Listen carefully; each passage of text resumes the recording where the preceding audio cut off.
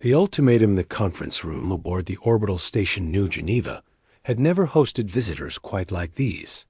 7 alien delegates sat across from Earth's finest negotiators, their forms as diverse as their arrogance was uniform. Admiral Sarah Chun studied each face, or what passed for faces, with the cold precision that had earned her command of Earth's first deep space fleet. The leader of the delegation was a creature that called itself High Commissioner Vexstar. Standing nearly 8 feet tall, its crystalline skin reflected the harsh lighting of the station, creating prismatic patterns that might have been beautiful if not for the contempt radiating from its multifaceted eyes. To its left sat a being that resembled a walking tree, its bark-like skin pulsing with bioluminescent veins. On the right, a creature that could only be described as a living liquid maintained a roughly humanoid shape within a containment suit. Doctor Marcus Webb, Earth's lead xenobiologist, and the man who had first decoded their languages, leaned back in his chair with deceptive casualness. His weathered hands were folded, but Sarah noticed the tension in his shoulders. This meeting would determine whether humanity joined the galactic community as equals or as subjects. Humans of Earth, High Commissioner Vexstar began, its voice carrying an artificial harmonic that suggested supreme authority. We represent the Galactic Prosperity Council, governing body of 47 civilized species across this spiral arm. Your recent acquisition of hyperdrive technology has brought you to our attention. Sarah exchanged a glance with Dr. Webb. They had expected this moment for 3 years, ever since humanity's first successful faster-than-light voyage. The question wasn't whether the galaxy's established powers would take notice. It was how they would respond. "We're honored by your visit," Sarah replied, her voice steady. "Earth looks forward to joining the galactic community." A sound that might have been laughter emanated from the tree-like being. "Join?" It wheezed through its translator. "Oh, primitive one, you misunderstand the nature of this meeting." High Commissioner Vexstar raised what Sarah assumed was a hand for silence. "Your species has developed hyperdrive technology independently. This is unusual. Most species receive such gifts only after proving their worthiness. 2 centuries of service to the Council." Dr. Webb leaned forward slightly. "Service? What kind of service?" "The kind that ensures galactic stability." Vexstar replied. "Resource allocation, population control, technological oversight." "The galaxy is a complex system, Dr. Webb. It requires management." Sarah felt a chill that had nothing to do with the station's climate control. "Are you saying we need permission to explore space?" "You need guidance." The liquid being spoke for the first time, its voice gurgling through its suit's speakers. "Your species is young, violent, unpredictable. Left to your own devices, you will destabilize trade routes, interfere with established territories, and generally cause chaos. So you're here to offer us a deal," Sarah said. It wasn't a question. "Precisely."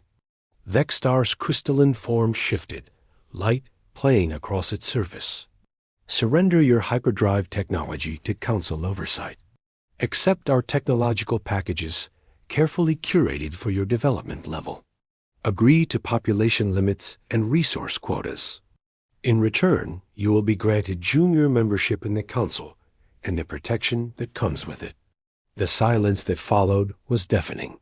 Sarah could hear the hum of the station's life support systems, the distant thrum of artificial gravity. Generators. She could feel the weight of 7 alien gazes fixed upon her, waiting for humanity's inevitable surrender.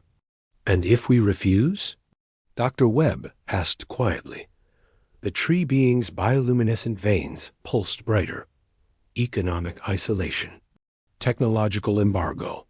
No access to Council trade routes or resources. Your little blue world would remain forever trapped in its own system, cut off from the wonders of galactic civilization." "Furthermore," Vexstar added, We would be forced to take measures to ensure your hyperdrive technology doesn't spread to other unsuitable species. This might require confiscation of your research facilities and detention of key personnel. Sarah stood slowly, her movements deliberate and calm. She walked to the observation window and gazed out at Earth, a blue marble suspended in the velvet of space. Her reflection in the transparent aluminum showed a woman in her 50s, gray streaking her black hair, lines etched around her eyes from years of staring into the void. Behind her reflection, she could see the alien delegates watching her with what she assumed was anticipation. "High Commissioner," she said without turning around, "you've made your position very clear. We appreciate your guidance. However, Earth needs time to consider such a momentous decision." "How much time?" Vexstar demanded. Sarah turned back. "To face the delegation. 24 hours. Acceptable. But understand, Admiral Chun, that this offer will not be extended indefinitely. The Council has been generous in its terms." After the aliens departed for their ship, a vessel that hung in space like a geometric cancer, all sharp angles and pulsing energy, Sarah found herself alone with Dr. Webb in the conference room. "They think we're primitives," Webb said, his voice tight with suppressed anger. "Good," Sarah replied. "Let them think that." Webb looked at her sharply. "Sarah, what aren't you telling me?" She activated the room's security protocols, sealing them against any possible surveillance. "Marcus, what do you know about Protocol 7? The xenobiologist's eyes widened. "The deep space colonization program? I thought that was theoretical." "It was 3 years ago." Sarah pulled up a holographic display from her wrist unit. The image showed a 3-dimensional map of local space, dotted with pulsing lights. 17 colonies, Marcus, established over the past 30 months, all beyond the reach of Council sensors. 17? Webb stared at the display in shock. "How is that possible? We barely have the resources for one colonial expedition." "We do, and we've been trading with species the Council doesn't know about." Sarah expanded the display, showing trade routes stretching into previously unknown regions of space. The Kelthari Remnant, the Free Worlds Coalition, the Nomad Fleets. Turns out there are a lot of species who remember what it was like before the Council decided to manage the galaxy. Webb sank into his chair. "You've been planning this for years. Since we first detected Council communications intercepts. We knew they wouldn't want competition." Sarah's smile was cold as vacuum. "They came here expecting to find an isolated, primitive species desperate for their approval. What they found instead is humanity, and we've never been good at accepting. Bullies." The next 18 hours passed in careful preparation. While the Council delegates waited aboard their vessel, confident in humanity's inevitable capitulation, Sarah and her team activated networks that had been years in the making. Dr. Webb worked with teams of xenopsychologists, reviewing everything. They'd learned about Council species psychology. The tree beings, called the Veltar, were a hierarchical species that valued stability above all else. The liquid entities, the flux, were hive-minded and feared individual thought. The crystalline High Commissioner species, the Kethmer, measured worth in terms of resource control. Meanwhile, Admiral Chun coordinated with colony commanders across 17 worlds, each settlement a carefully placed chess piece in a game. The Council didn't even know they were playing. As the deadline approached, the delegation returned to New Geneva. High Commissioner Vexstar seemed even more arrogant than before, its crystalline form practically glowing with anticipated victory. "Well, Admiral Chun, has humanity seen reason?" Sarah stood at the head of the conference table, her posture relaxed, but her eyes hard as steel. "We have indeed seen reason, High Commissioner. Earth's answer is no." The silence that followed was different from the previous day. This wasn't anticipation, it was shock. "I'm sorry," Vextar said, its harmonic voice faltering slightly. Did you say no? Earth will not surrender its hyperdrive technology. We will not accept population controls or resource quotas. We will not submit to council oversight. Sarah's voice carried the authority of someone who had commanded fleets in the void. Humanity chooses freedom. The tree beings bioluminescent. Veins flared angry red. You cannot refuse. No species refuses the council. We just did. The liquid entity rippled within its containment suit. You will be isolated, cut off, left to stagnate in your own system. Dr. Webb spoke for the first time since the meeting began. Funny thing about isolation, it only works if you're actually alone. High Commissioner Vextar's crystalline form shifted, light refracting through its body in patterns that suggested confusion. What do you mean? Sarah smiled, and for the first time since the negotiations began, it was genuine. I mean, High Commissioner, that you've made a fundamental error. You assumed we were primitives who had just stumbled into hyperdrive technology. You assumed we were isolated, desperate for contact with galactic civilization. She activated the room's main display, showing the star map with its web of trade routes and colonial outposts. You assumed wrong. The alien delegates stared at the display in growing horror as Sarah continued. 17 colonies, 43 trade agreements, and alliance treaties with 16 species.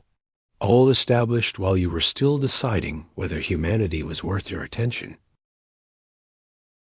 Impossible, Vextar whispered. Our sensors would have detected such activity. Your sensors were designed to detect council technology, Dr. Webb interjected. They weren't calibrated for human innovation. As if summoned by his words, new contacts appeared on the display ships, dropping out of hyperspace around the station. Vessels of a dozen different designs, representing species the Council had never seen before. Allow me to introduce our friends, Sarah said calmly. The Kelthari Remnant, survivors of Council pacification. The Free Worlds Coalition, species who left Council space to avoid your management. The Nomad fleets, who've been hiding in the dark between stars for centuries. The tree being was. Flashing colors Sarah's xenobiology briefings had never described. This is ... this is rebellion. No, Sarah replied. This is evolution. The Reckoning High Commissioner Vextar's crystalline form had lost its earlier luminescence. The being that had entered the conference room, with supreme confidence, now flickered. Like a dying light, its multifaceted eyes darting between the tactical display and the human faces that showed no trace of fear.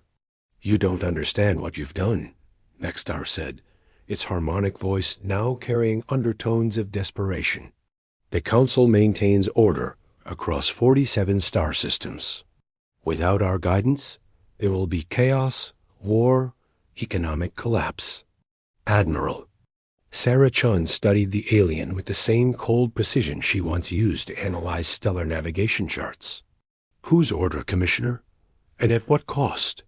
Dr. Marcus Webb pulled up another display, this one showing economic data that made the tree being's bioluminescent veins pulse in lines. What the humans had learned was extreme agitation. We've been analyzing Council trade records for 3 years, Webb said. Fascinating reading. Did you know that member species are required to provide 70% of their raw materials to the Council at fixed prices, but must purchase finished goods at market rates that seem to fluctuate in the Council's favor? Economic stability. Requires, the liquid entity began, requires exploitation? Sarah interrupted. Because that's what we found when we started talking to species outside your sphere of influence. The main display changed again, showing testimonials from the Kelthari Remnant, the Free Worlds Coalition, and other civilizations that had escaped Council control. Stories of forced relocations, technological suppression, and entire cultures. Stripped of their independence in the name of galactic stability. High Commissioner Vextar's form flared brighter, anger overriding fear. You know nothing. We have maintained peace for over 1,000 years. Before the Council, this galaxy was consumed by endless conflicts. Peace through oppression isn't peace, Dr. Webb replied quietly. It's just delayed revolution. As if to underscore his point, the communications array activated. Incoming messages flooded the display transmissions from across Council space. Sarah recognized the languages. Veltar, Kethmer, dozens of others she'd studied in preparation for this moment. What is this? Vextar demanded. Sarah activated the translation metrics, and suddenly the conference room filled with voices. Member species of the Council, all saying variations of the same thing. If humanity can say no, so can we. The tree being was now cycling through colors that weren't in any xenobiology textbook. Impossible. Our security protocols prevent unauthorized communications. Your security protocols, Dr. Webb said with satisfaction, were designed before humans introduced quantum encryption to your former subjects. Over the past 3 years, while the Council had ignored humanity as a minor curiosity, Earth's communications specialists had been busy. Every trade mission, every diplomatic contact, every seemingly innocent cultural exchange had carried hidden gifts. Encryption technologies, communication networks, coordination protocols. You've been planning this from the beginning, the liquid entity gurgled accusingly. We've been preparing, Sarah corrected. There's a difference. We didn't want war, Commissioner. We wanted choice. The tactical display updated with new contacts. Council enforcement fleets moving toward member worlds where the most vocal protests were emerging. Sarah counted at least 50 vessels, all heading toward systems that had dared to question Council authority. And there's your true face, she said, indicating the fleet movements. The moment your subjects ask for freedom, you respond with force. High Commissioner Vextar's form had stabilized into what Sarah now recognized as a defensive posture. Order must be maintained. These rebellions will lead to catastrophe. Maybe, Sarah acknowledged. Or maybe they'll lead to something better. She activated a new protocol, and the space around New Geneva filled with light as dozens of ships materialized from hyperspace. But these weren't the alien vessels from before. These were human designs, sleek and purposeful, armed with weapons that made the Council delegates step back in alarm. The Third Fleet, Sarah announced calmly, just returned from a training exercise in the Outer Rim. The exercise, of course, had been something quite different. For 6 months, human ships had been conducting joint operations with rebel forces throughout Council space, learning their tactics, studying their technology, preparing for this moment. You cannot fight the entire Council, Vextar protested. Our fleets number in the thousands. We don't need to fight your fleets, Dr. Webb said. We just need to give your subjects the tools to fight for themselves. Another activation, another display. This one showed manufacturing facilities across human space, all producing the same thing: hyperdrive components, quantum communicators, defensive weapon systems. Everything an oppressed species would need to break free from Council control. The gift, Sarah explained. Free technology transfers to any species that wants independence. No strings attached, no oversight required, no membership fees. The implications hit the alien delegates like a physical blow. For 1,000 years, the Council had maintained control through technological monopoly. Member species receive only the tools the Council deemed appropriate, always dependent on Council expertise for maintenance and upgrades. You're giving away technology that's worth, the tree being started, worth freedom? Sarah finished. Yes, we are. High Commissioner Vextar's form flickered through patterns Sarah hadn't seen before. Desperation, perhaps, or calculation. The Council will not permit this. Our enforcement fleets will stop these shipments. With what? Dr. Webb asked, pulling up another tactical display. Half your enforcement vessels are dealing with uprisings on member worlds. The other half are trying to secure your core systems. Against defection, it was true. Across Council space, the carefully maintained order was crumbling. Species that had been compliant for centuries were suddenly remembering what independence felt like. Worlds that had never questioned Council authority were demanding representation, fair trade agreements, technological autonomy. The liquid entity rippled in what Sarah had learned indicated extreme stress. This will destroy galactic civilization. It will transform it, Sarah corrected, into something based on cooperation instead of exploitation. She gestured to the display showing human colonies and their alien partners. Look at what we've built together. The Kelthari provide rare minerals we need for our quantum processors. In return, we share medical technology that's increased their lifespan by 30%. The Nomad fleets offer their knowledge of hidden hyperspace routes, and we provide them with permanent bases they've needed for generations. Trade between equals, Dr. Webb added. What a concept. High Commissioner Vexstar was now pulsing, in patterns that suggested desperate thought. You don't understand the forces you're unleashing. There are species in this galaxy that the Council keeps contained for good reason. Ancient enemies, aggressive expansionists, technological nightmares. Sarah leaned forward. You mean species like humanity? The alien silence was answer enough. Here's what I think happened, Sarah continued. 1,000 years ago, your Council faced a choice. Deal with diverse, unpredictable species as equals, or find a way to control them.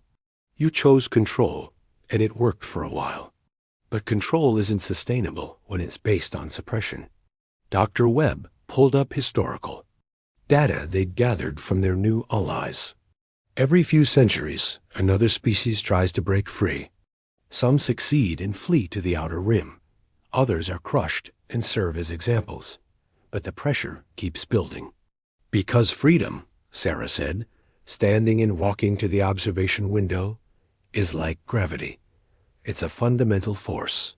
You can resist it for a while, but eventually it will reassert itself. Behind her, she could see ships from a dozen species forming up around New Geneva. Human vessels worked alongside Kelthari fighters, Nomad fleet dreadnoughts, and ships from civilizations the Council had never encountered. Not an invasion force, a liberation fleet. So here's Earth's counterproposal, Sarah said, turning back to face the alien delegates. The Council dissolves its enforcement fleets and transforms into a true cooperative body. Trade agreements become negotiations between equals. Member species gain full technological autonomy. In return, humanity helps establish a new galactic community based on mutual benefit instead of exploitation. High Commissioner Vexstar's crystalline form had gone completely dark. And if we refuse? Sarah's smile was gentle, but her eyes were hard as vacuum. Then you'll discover what happens when 47 oppressed species suddenly have access to military-grade hyperdrive technology, quantum communications, and defensive weapon systems. The tree being's bioluminescent veins had settled into a pattern Dr. Webb recognized as acceptance of inevitable defeat. You've planned this perfectly. Every move, every contingency. We've had good teachers, Sarah replied. 3 years of studying how the Council operates, what it fears, where it's vulnerable. Did you know that your entire economic system depends on 6 key resource nodes? Amazing what happens when those nodes suddenly develop technical difficulties. As if summoned by her words, new alarms began sounding on the Council ship. Through the observation window, they could see the massive vessel's lights flickering as system after system reported cascade failures. Nothing permanent, Dr. Webb assured the increasingly panicked delegates. Just a demonstration of what human computer viruses can do to Council technology when they're delivered through your own communication networks. High Commissioner Vexstar looked at the humans with something approaching respect. You've been 3 steps ahead of us from the beginning. 5 steps, Sarah corrected. We knew you'd try to use force if diplomacy failed, so we prepared for military intervention. We knew you'd attempt economic retaliation, so we established independent trade networks. We knew you'd try to isolate Earth, so we built alliances. You couldn't detect. She gestured to the tactical display, showing the growing rebellion across Council space. And we knew that once we proved resistance was possible, every oppressed species in the galaxy would want their freedom back. The liquid entity spoke for the last time, its voice carrying a note of something that might have been admiration. What do you want from us? Sarah looked at each of the alien delegates in turn. We want you to remember something your Council seems to have forgotten. The galaxy doesn't belong to any one species. It belongs to all of us equally. She activated the communication array one final time. The display showed ships from across known space, all broadcasting the same message in hundreds of languages. Freedom is the birthright of every thinking being. The choice is yours, Commissioner, Sarah said quietly. Evolution or extinction. Cooperation or collapse. The age of the Council's monopoly is over. The question is whether you'll help build what comes next, or be remembered as obstacles to progress. High Commissioner Vexstar's crystalline form flickered one last time, then stabilized into patterns that Dr. Webb recognized as submission, mixed with something else relief. Perhaps, Vexstar said slowly, it is time for the Council to learn new ways. Outside the observation window, the stars themselves seemed brighter, as if the galaxy had finally been freed to shine its true light. Humanity had taken its first step into a larger universe, not as subjects or conquerors, but as partners in the endless dance of civilizations reaching toward tomorrow. The age of exploitation was ending. The age of cooperation had begun.